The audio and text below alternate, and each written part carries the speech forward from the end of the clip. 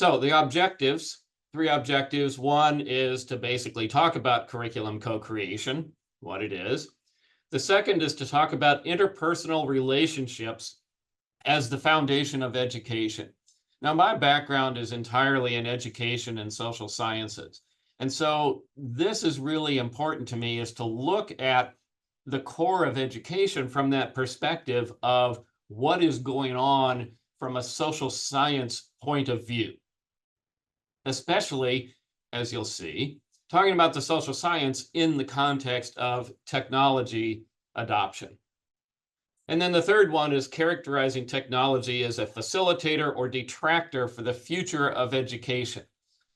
Now, this is an objective, but I'm not going to give you an opinion on this. I'm going to let you come to your own conclusion about whether it is a facilitator or a distractor or detractor. But hopefully I will give you some things to think about. And quite frankly, hopefully this will be provocative. If I don't say something that makes you say, wait a minute, then I really haven't done my job very well, because I really want you to be challenging some of the received wisdom that we take into healthcare education on a daily basis. So I'm going to start from an extremely well-known educator, particularly in the K-12 world, Michael Apple. Very prolific writer, very thoughtful about the sociology of education, particularly. Michael Apple wrote a piece quite a number of years ago, where he basically asked the question. He says, well, we spend all of our time thinking about technology change. We talk about this changed and that changed, but we never think about what remains the same. If the technology changes, what actually stays the same? That's what we need to be looking at as well, instead of thinking about just the sex appeal of the fancy technology. The second part, and this is particularly where Dr. Apple's perspective comes into play, is when things change, who gets left out?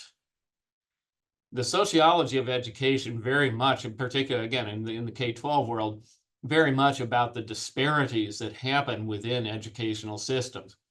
And that's where Michael Apple spent an awful lot of his career writing about those kinds of things. We will touch on that a little bit as well.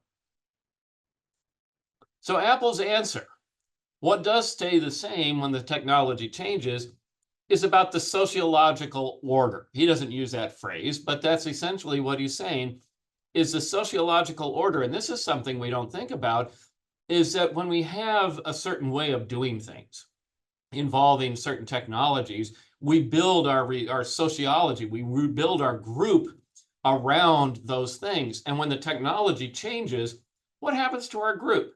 What happens to the interpersonal relations, particularly when we're talking about education, which, as I noted before, it's those relationships that are the foundation of education.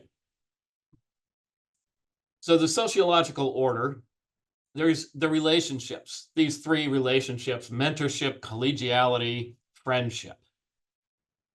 And when you think about relationships, faculty to faculty, faculty to learner, learner to learner, these are all very nice things to have: the mentoring relationships, have the collegiality, and sometimes the outright friendship.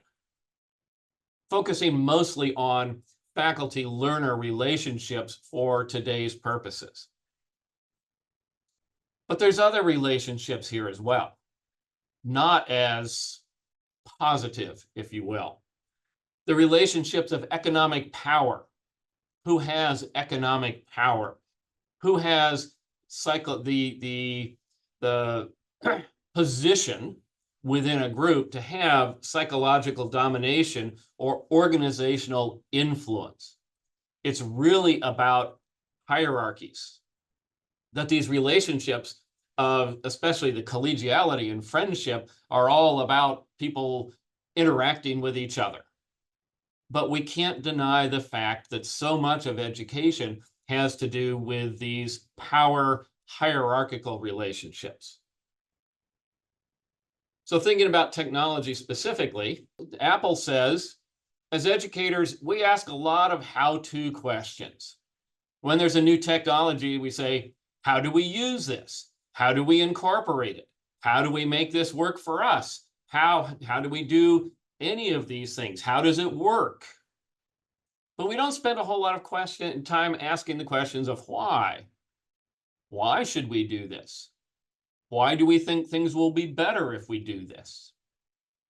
And so as we're moving through this presentation, we're going to spend a lot of time thinking much more about the why than the how to, and particularly in the latter part when we're talking about some specific technology. Moving now to part one, I would like you to go to Poll Everywhere, and the Poll Everywhere, the question that it asks is, what is your own involvement with education technology? There's the results. And considering the lecture series and considering the title, not surprisingly, they certainly trend towards people who have a heavier involvement with technology. There's some of you that admit to not actually enjoying it, but there's nobody that avoids it. It's hard to keep your job if you actually avoid it anymore. As I said previously, the technology itself is one thing. Okay?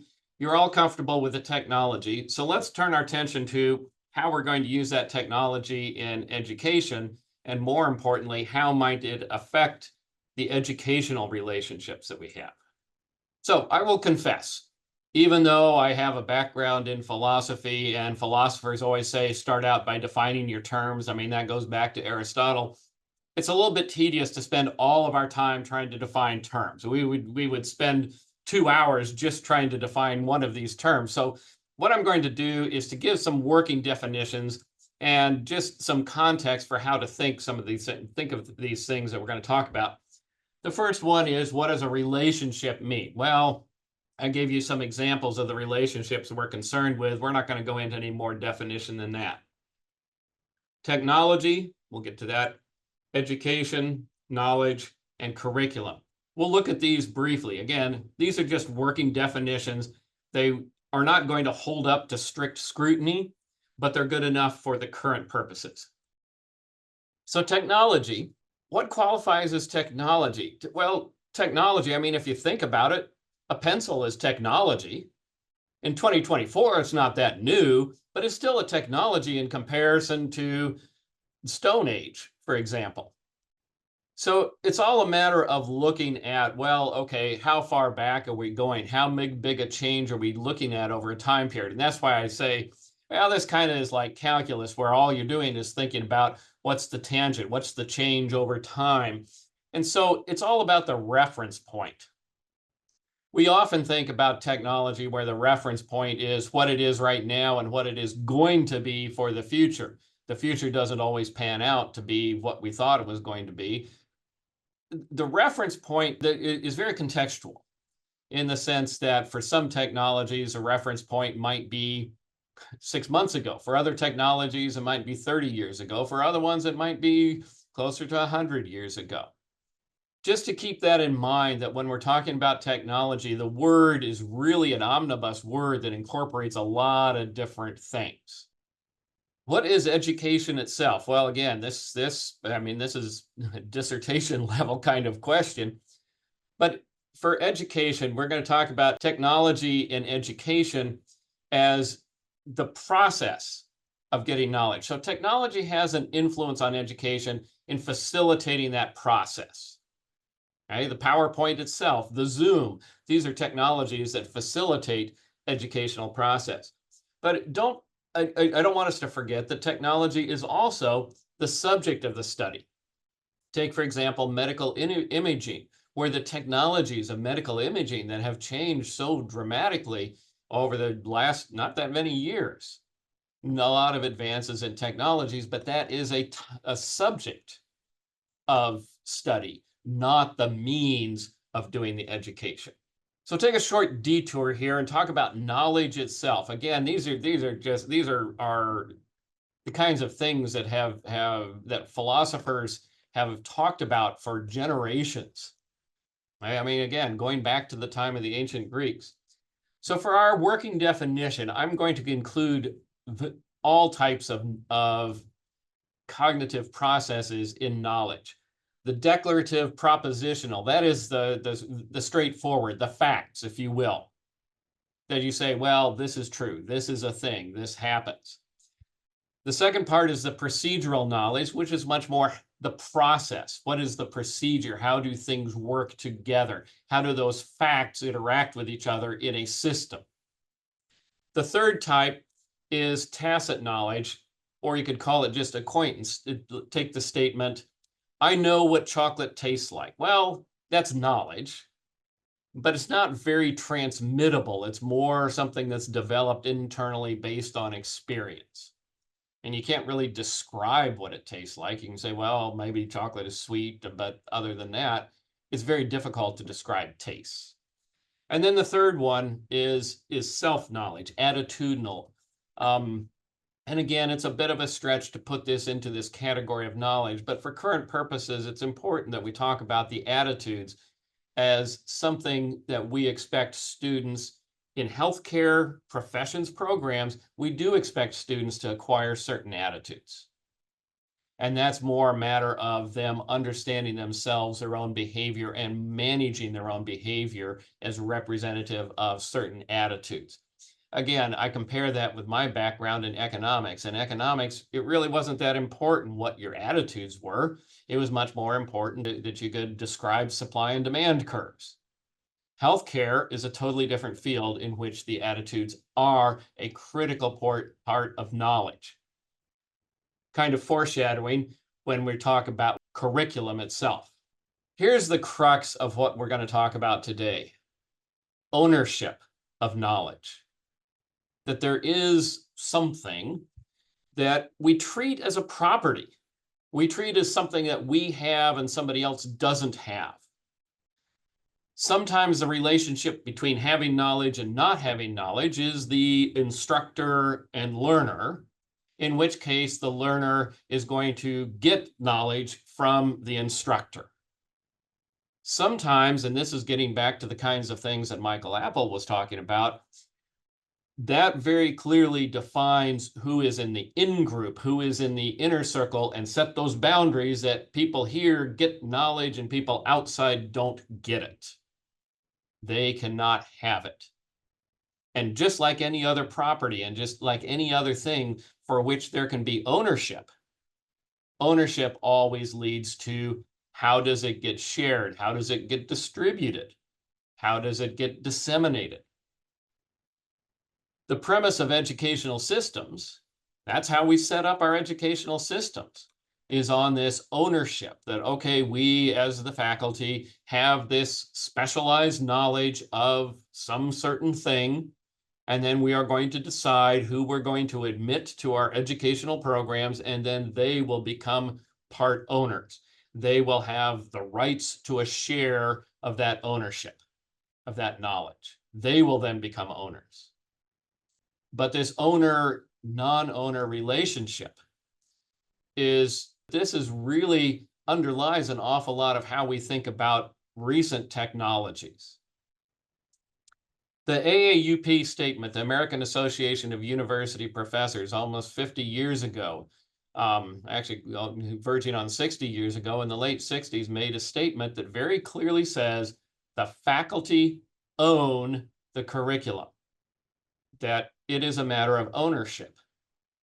So it's not just, well, we feel like this, but there are actual statements out there defining ownership.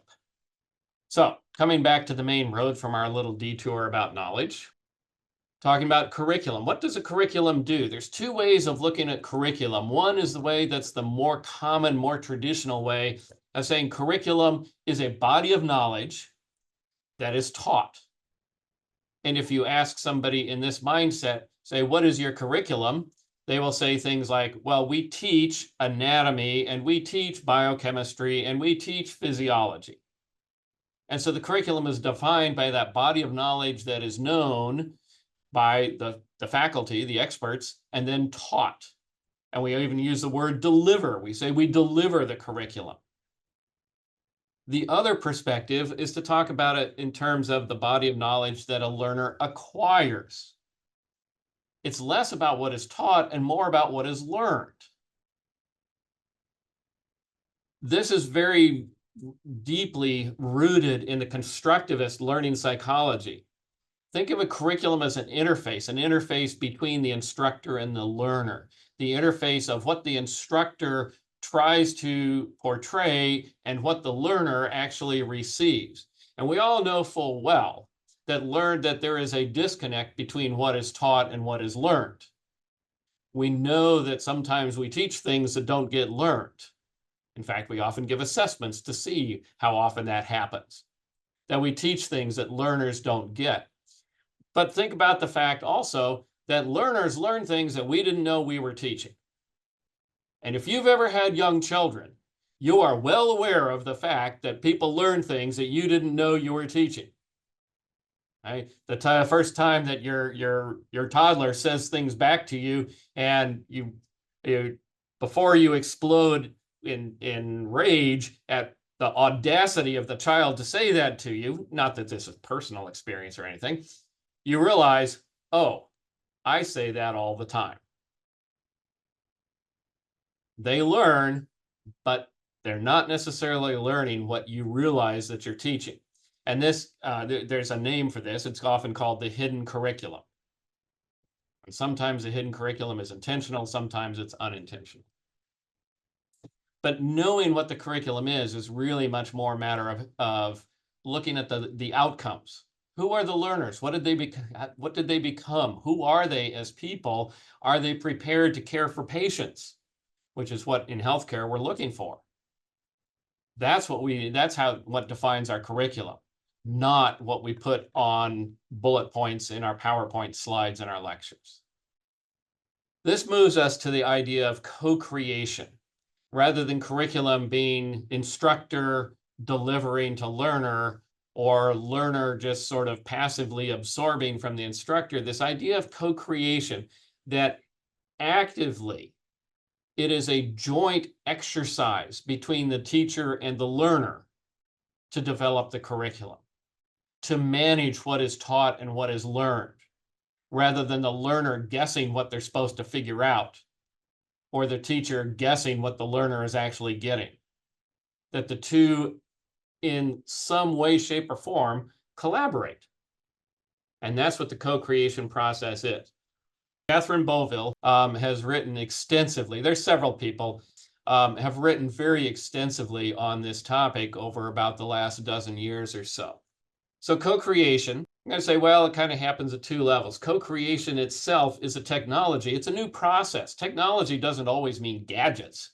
Technology can also mean a process for using gadgets, a process for human interactions, systems. Those are all parts of technology. So co-creation is in itself a technology. But the other part to consider here is that co-creation is also a way of moderating technological innovation. So going back to the beginning, where I said technology changes, relationships, the sociological order stays the same. Here, what we're saying is that co-creation is a framework for thinking in an educational program, a framework for thinking about how relationships might or could change in the face of technological innovation. So the end point for today's talk, we're not there yet, but I'm just foreshadowing for you. The end point for today's talk is, why should we co-create curriculum? And that's what it says right there. Relationship building in the face of changing external technology. And yes, I've kind of made the assumption when I say relationship building is that it's a good thing, not talking about the more insidious relationships of power and hierarchy. To part two, the many faces of co-creation. And so now we're going to focus in on co-creation itself. We will drill down to a lot more than the earlier definitions of some of the other things. So the practical implications of co-creation, I'm going to give you a couple of sources. The first one, co-creation, it's kind of an umbrella term, and there's a very well done article in the journal Medical Teacher from a few years ago. The title, Learner Involvement in Co-Creation of Teaching and Learning. And that gives a very broad overview, gives a few examples, very nice work, very, very practical work for exactly what can you do to make co-creation happen. The part I'm going to spend a lot of time is one particular article that I wrote with a team, which did include a student, that she was a co-creator of the manuscript, that we wrote about co-creation and this idea of there being levels of impact, that co-creation can impact things in a lot of different ways. And some of them are fairly obvious, and some of them you have to get more into the sociology of education, and that's where we're going to turn to Apple and some people in that same mindset.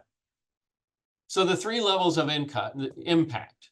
The first level is the impact of co-creation on the student. First of all, greater responsibility for their own learning. That is making them active learners, not passive, not just saying, I'm going to sit here and you're going to tell me everything I need to know in order to pass the licensing exam, which all of us have experienced in some way, shape, or form. Oftentimes, students are encouraged to behave that way by the way we set up our system, by our own assumptions of what their job is. That your job is to just sit down and listen to me espouse my brilliance, and you will absorb as much of it as you can, and then you'll go off to take care of patients. What co-creation does is the student takes responsibility, takes more responsibility for their learning, rather than saying, I have nothing to do here, which is often their reaction to straight didactic lectures. Second impact on students is metacognitive awareness. Students aren't always that good about metacognition. Metacognition has nothing to do with native intelligence. Metacognition is a skill that developed through practice, developed through intentional reflective practice. And so the idea here is that the co-creation is asking the student to consider their own knowledge, their own understanding, and figure out how can they continue to build their own knowledge and understanding. In order to do that, they have to have some sense of what they have currently in order to know what they need to add into it. Third impact is enhanced motivation. That's just that engagement piece, that the more you give them to do, the more they feel valued, the more they feel a part of the program, they feel a part of the profession. That engagement, by making them part of what the profession is, by giving them some collegial interaction with the experts, with the professionals, the goal here is that they will be motivated to become an expert themselves.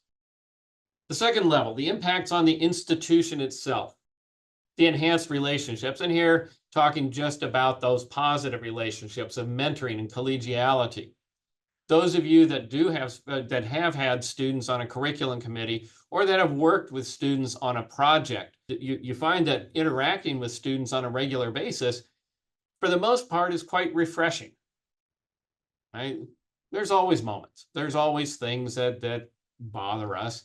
But for the most part, interacting with students, we've chosen to be here. We've chosen this profession of being educators, of being healthcare professions educators. We chose it because at some level, we actually like watching young people learn. We like being a part of that. And so that has benefit to the institution to you individually, to that sense of belonging that the student has with the institution, but also with the faculty members with the institution. This next one actually kind of comes from the world of marketing, and that's this idea of a value proposition. That is, okay, what is the actual value of the activity or the interaction? So the students are integrating their knowledge with the expert's knowledge. And here's one case where the health profession students, the advanced students, that most of them are beyond baccalaureate, that have educational experiences, have life experiences. This would not be particularly applicable for elementary school kids. right? Because they don't have the knowledge or experience to bring to the value proposition. But saying that the value of what you get by bringing in the knowledge from two very different perspectives, it increases that value proposition. We'll see an example of that later on. The third level, this is the one that, in my opinion, is the most important and, from an academic perspective, the most interesting.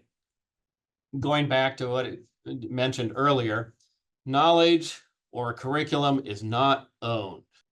Employing co-creation reduces the sense of ownership. Rather than feeling like it belongs to one person who just grants it to somebody else, typically on the exchange of tuition money, the idea is that we're all in this together. The curriculum is shared. It is shared from faculty to students rather than being an ownership relationship. It's a partnership relationship. Now, we say that that happens once the learners graduate and become professionals in the field, but this is an idea of that partnership, that shared ownership during the time that they are actually in training. It gives students permission to challenge existing views of the world. Sometimes you think, well, they don't need permission because they just do that anyway. That's what young people do, is they challenge existing views of the world. This validates that. Rather than setting it up that the experts know everything, this validates learners seeing things from a different perspective and challenging what the experts are saying in a respectful, collegial manner. That is, putting a relationship around that challenging, that dialectic, rather than students in an anonymous evaluation writing things that might actually be useful, but writing them in an inflammatory, antagonistic kind of way on their evaluations of courses or whatever. Taking the co-creation lens and applying that co-creation lens to the students' want to challenge the existing view of the world, that is saying, I encourage you to help us all get better, is definitely a value to the learner, a value to the instructor, but a value to the profession and to society as a whole. This third one is a revolutionary function of the school, of the educational program, as it were. The goal is to improve society, not gamify it. And this is something that's very interesting.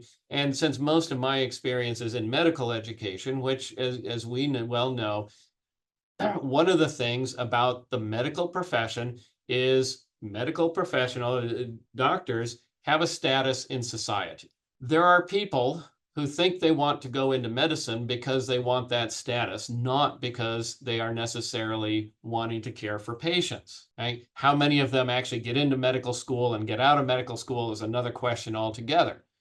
But thinking about the motivations to gamify society, to say, how can I get ahead? That's what I mean when I say gamify, is when students are thinking, well, how can I get ahead? In co-creation, you are encouraging them to put their efforts, to put their energies into improving society. Saying school is here for us to work together to figure out how we can make society better, not for you to learn how society functions so you can move up your own position within it. This last one, curricula reflect conceptions of social order and is fundamentally moral. This is getting into some very deep curriculum philosophy that says that curriculum is not some sort of knowledge that's out there. It's not some impartial, neutral knowledge. Curriculum actually entails sense of social order, the way the world should be in all those economic and political power relationships. Curriculum is simply reflecting society.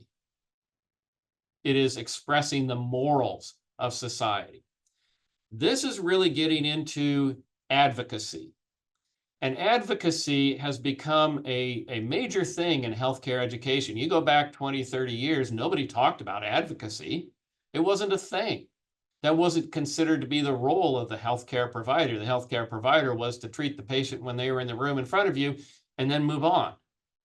But advocacy for the individual patient, for society as a whole for an equitable, just distribution of healthcare in populations.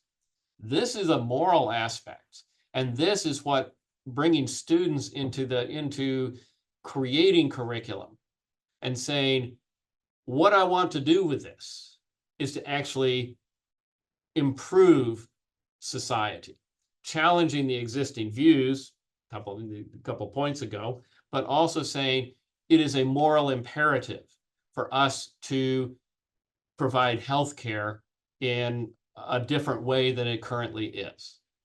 So a lot of this is wrapped up in the writing of another educational sociologist, Basil Bernstein, where he says power relationships and technology of knowledge transfer. And here he's talking about technology as a process, and knowledge transfer is basically being education. And he says the selective organization, transmission, and evaluation of knowledge is intimately bound up with patterns of authority and control. Now, he's talking about education at all levels, not just professional, not just K-12, education at all levels.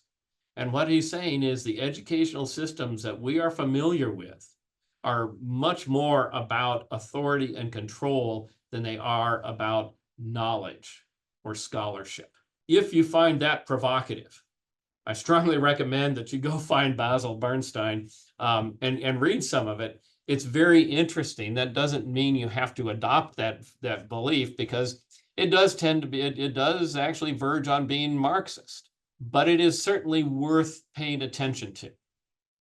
It is certainly worth us thinking about that there are enough elements of truth here, particularly when we look at the status of healthcare in the United States as a system. We use the word system, even though it's not systematic, that make us think that how do our curricula within our own programs, how do we contribute to a system that is essentially non-functional, essentially broken in so many ways?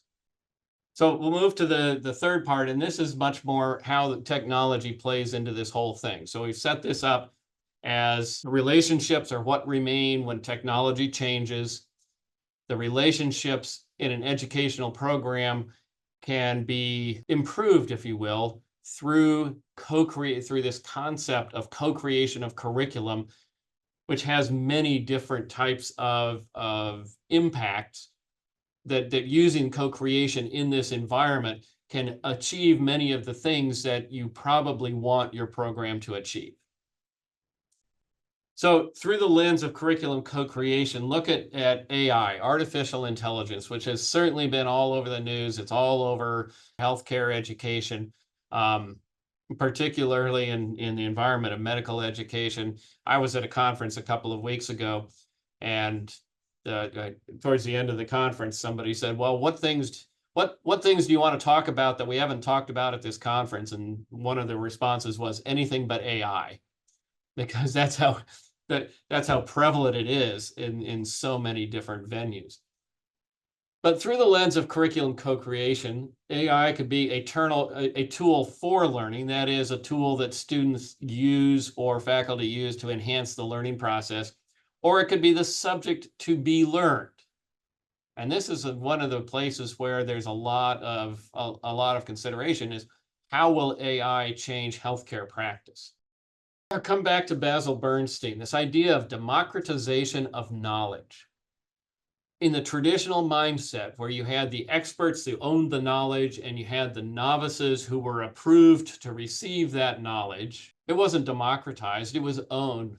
It was the knowledge was taken from one person and given to another, or from the professionals to the novices. Probably the biggest factor in democratization of knowledge was the internet. That all of a sudden the things that healthcare providers needed to know, needed to be part of their own essence, now was out there. It was accessible from multiple different locations by lots of different people. AI takes that another step further. That's why I titled this democratization of knowledge, is it's making knowledge available. So what's the role of the professional when all of this stuff is available through AI? That's the direction we're going to go with the next few slides.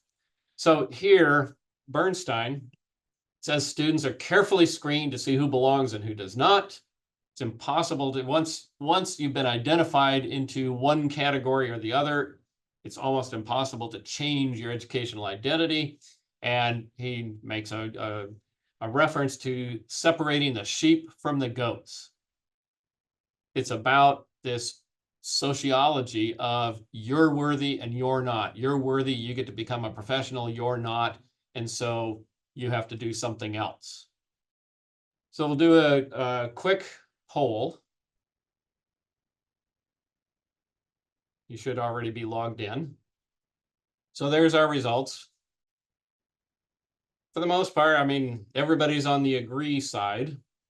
Obviously, the predominant answer is somewhat agree. So AI will substantially transform healthcare education. Thinking back to Apple, okay, fine, the technology is there. Technology is going to change, but what's going to remain the same? What about all of these relationships? Is it going to enhance the power differentials? Is it going to enhance the inequities that already exist? Or is it going to alleviate those? Is it going to enhance the interpersonal relationships? One thing that AI can definitely do, it can certainly make the student's job a lot easier. Students have grown up in a world where they get a lot of things in a very short period of time. Now, instead of emailing their professor at 10:30 at night, they can interact with a chat bot and get questions about content answered at 3 o'clock in the morning or whenever they happen to study, and get a response whenever they want it using AI tools. At 24/7 availability, the reliability of that for this purpose is actually quite strong. A chat bot, for example. The threats, one of the biggest threats, the assessment integrity, this isn't new. The integrity of assessments has always been an issue, but AI just changes that a bit. The other thing is a failure to cite sources. And from what I understand, this is a growing problem at all levels of education, including with faculty, is that the sources, and keeping in mind that in scholarship, that's part of scholarship is to say, hey, here's what I learned before, this is what other people have done, and this is what I've added to it. That's the importance of sources. And without that recognition that there is an existing body of knowledge, there's a scholarship that adds to the existing body, AI does not do that well. AI does not recognize sources. AI recognizes the frequency of things happening in language. This is where things are really uncertain, is how is it actually going to change healthcare practice? The strengths and limitations, AI always gives an answer. It always gives an answer, but there are limitations. The most important one is that bottom one. AI sometimes gets things wrong. In fact, frequently it gets things wrong. It needs somebody to oversee it. Otherwise, it's not trustworthy. Who is going to oversee it? Who are those experts? Where do those experts come from? This is the part that's going to remain the same, is there needs to be experts that are able to detect when AI is wrong. In terms of co-creation, keep in mind that students are going to be using AI for the entirety of their career. Faculty will be using AI for half of their career or less because they've already done the first half or first whatever fraction of their career. So that value proposition for students is much higher than it is for faculty. This is where co-creation and bringing students into the development of how can we use AI correctly is valuable. Students often more facile because they've been doing it. It's much more integrated into the way they've grown up. But faculty have the expertise to recognize the functional limitations. So the take-home points, this quote from the article that I referred to earlier, the key outcome is thinking how knowledge is allocated, disseminated, and deployed. This sense of knowledge and co-creation being a way of disseminating that knowledge in an equitable fashion. Human relationships often lag in technological change, and the co-creation is a fresh approach to building strong relationships in the face of technology change. So thank you all very much. I do have one question that we didn't get into this very much, and I'm not in the healthcare field. I'm actually with the law school. But how are you envisioning that you are co-creating? Is it possible to do this on a class level, or is this something that you do on a departmental level? Um, it can happen at either level. Some of the examples that I'm most familiar with, and one of the ones that we used as an example in the paper, is that medical students around the country have really pushed to get climate change healthcare incorporated into the required curriculum of medical schools. Medical school faculty typically say, we've got a lot to teach. There's just not enough time or room in the curriculum to do this. And this is a place where co-creation, where they say, okay, fine, we've got a problem. Let's sit down and figure out how we can take what we currently have and build in this new material. And so there are a couple of national organizations that have really put together curricula for medical schools. It's basically out of the box. Medical schools can simply take it and use it. What they've done is to build the content into things that already exist within the medical school curriculum. So that's a large scale example. A smaller scale example that I hear frequently from my colleagues, again in medical school, is doing rounds when you have a faculty member that is rounding with, a couple of residents and a couple of students and whatever else. You have your team of typically 6 to 8 people. I'll go into a patient's room, and students are very facile at looking things up on their phone, typically more so than the faculty. And they go into the patient's room, and the doctors don't always know everything. And so students can be looking stuff up instantaneously. There's even some physical exam tools that you can do from your iPhone. And these are things that doctors that have been doing things and have mastered a way of doing things, as soon as says, hey, I've got an app on my iPhone that will do this, that will do, that will measure A1C or whatever the case may be. So there's at a much more individual level of co-creating the curriculum, in the sense of students bringing a knowledge of the technology to the context where the faculty is most comfortable. And so they're both bringing something to that relationship. Cool, very cool. Thank you very much.